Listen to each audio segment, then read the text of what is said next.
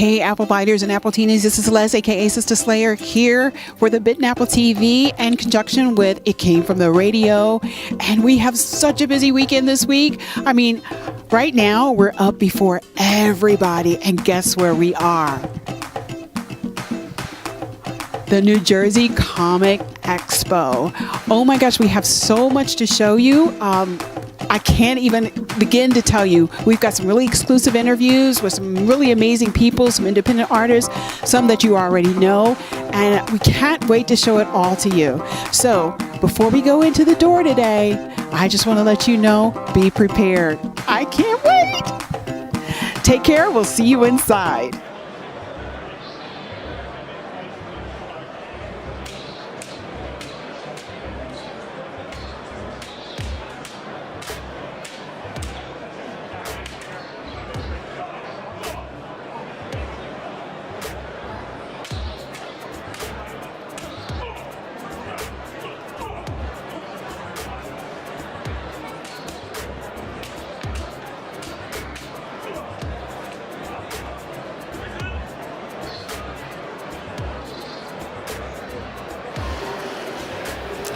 Hey, Apple Teenies, this is Les, aka Sista Slayer, here at the New Jersey Comic Expo in conjunction with It Came From The Radio, and I'm here with Mr. Arthur Suydam. Mr. Suydam,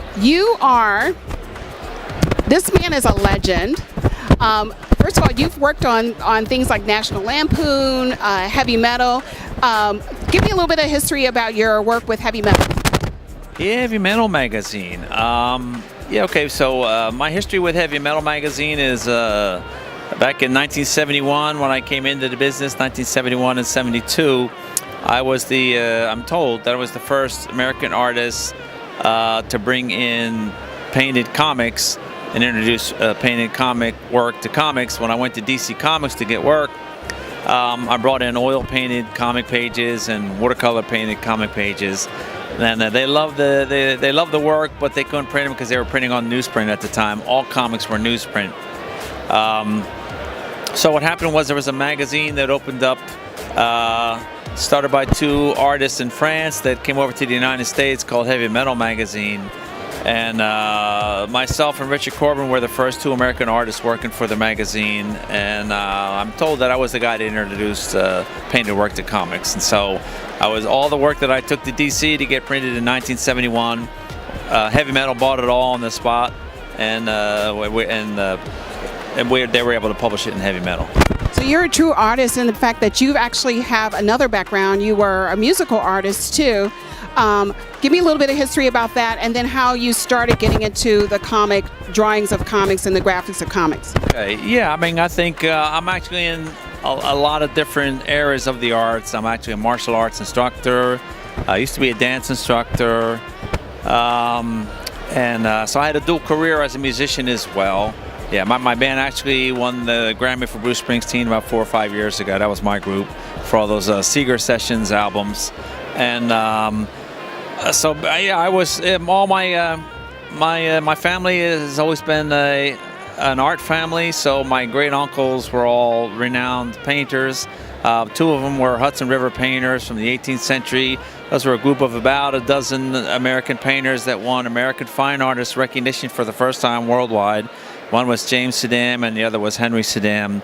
And then immediately following that, there was another Suydam named E.H. Suydam, who was known as America's foremost architectural artist. Their works hang in the White House and in the Museum of New York. They have an entire division devoted just to E.H. Suydam's work. So I'm kind of the new Suydam, and I paint zombies. That's what I do. Yeah. So speaking of zombies, one of the things that I realized is some of the material that you have here is, of course, Walking Dead, which is the hottest zombie movement going out right now. But you also do Marvel zombies. But give me a little bit of history about your work with Walking Dead. Okay. There was a comic book, a little-known black and white comic book, independent comic that came out in roughly 2003. So my understanding is that they pitched it in 2003 and 2004. 2005 to all the studios, and it got rejected by all the studios because they said, hey, nobody cares about zombies.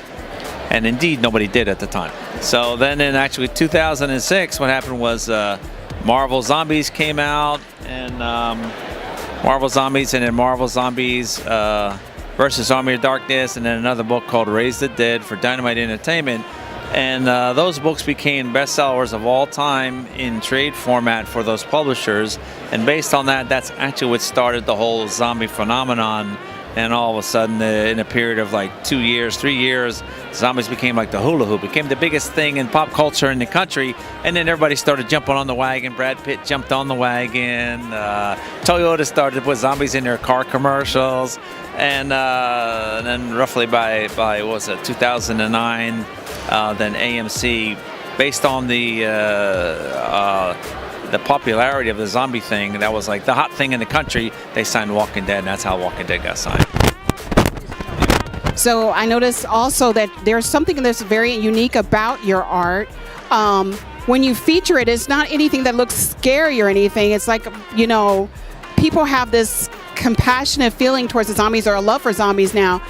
Your art, even though it's such a dark subject, doesn't look dark. There's like sunshine and clouds and everything like that. It's almost a surreal concept of such an apocalyptic time, but a time that's like peaceful and, you know, almost religious. It looks like it.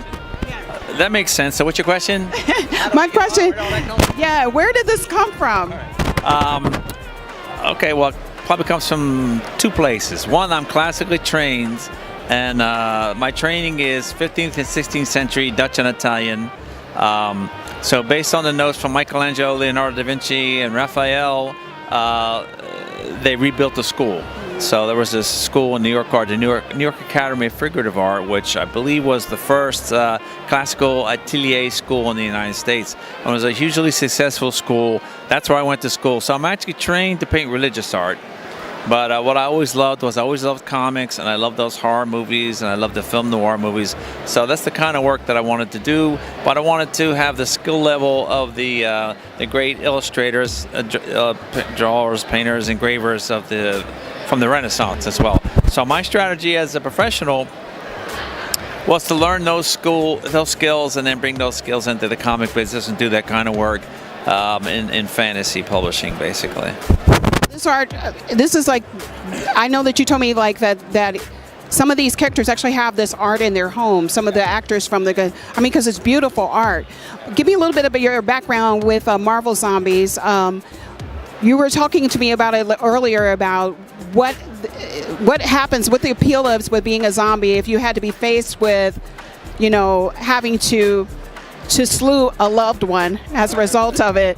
I mean, give me a little bit. Just tell me a little bit about that. Yeah, so that has to do with also the last question that we were just talking about, which secondary education for me was I had an Uncle John, who actually studied with Norman Rockwell, and I inherited his workbook. So in a way, I'm kind of second generation trained by Norman Rockwell, and the training I got from that course was like a 2-year course that I took.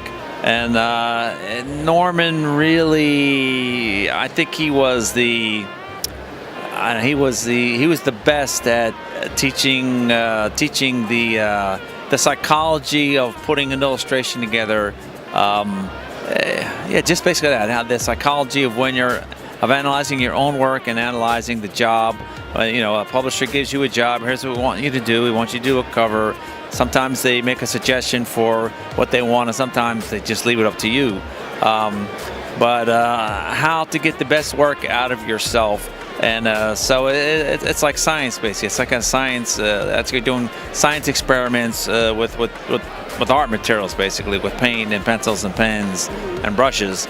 So for zombies, when the Marvel Zombie project came up, the challenge for me in looking at zombies was, as I said, I basically put the theory that I learned from Norman Rockwell to the task of working on the zombie genre, which was what's been done with zombies, and then what's been right about what's been done and what's been wrong about what's been done. Because at the time in 2005, everybody hated zombies. Nobody liked zombies at all, and I understood that because I'd been seeing it my entire life. You know, the concept of zombies always appealed to me as a folklore. I was like, wow, that's a really cool concept, and somebody should be able to do something really good with zombies.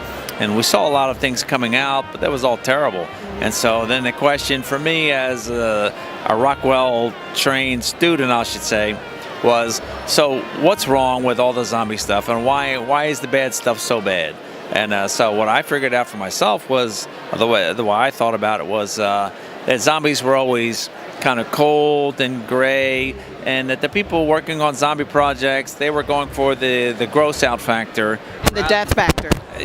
rather than going for quality, rather than going for something that's classy. And I was thinking, whatever the genre is, that there should be a way to class it up, to present it in a classical way. So then it's just a question of, so then how can that be done? What do you have to do in order to do that? So with zombies, the first thing I did was I decided, well, since traditionally they've been the color of a potato, and they've been going out for the gross out factor, we're going to eliminate the gross out factor, and I'm going to make them really colorful. So what I did was I took the kind of a color palette of the French Impressionism, so a very bright and colorful palette, and I brought that into the zombie universe.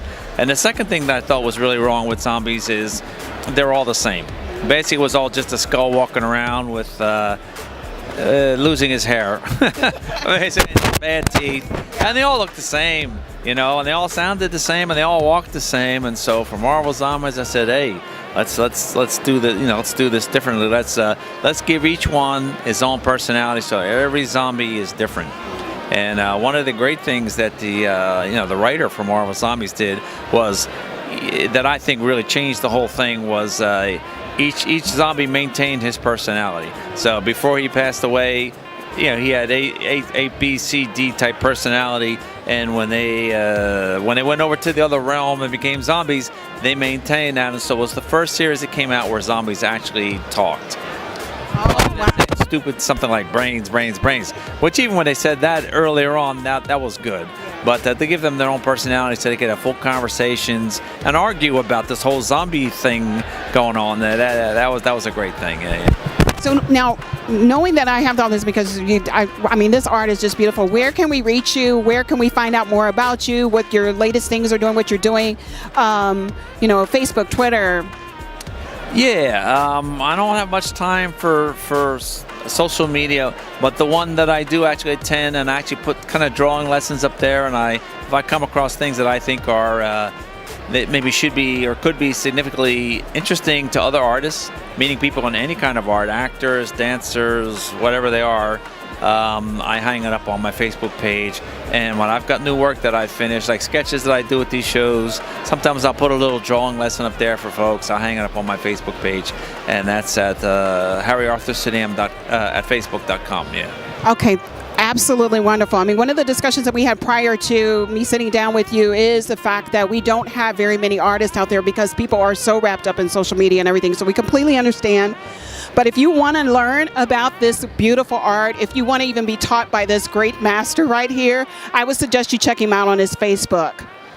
And any other advice you want to give to anybody out there that's looking to do their thing artistically? Yeah, put down the cell phone and do something. You should spend your time wisely in your life. Yeah, spend it wisely.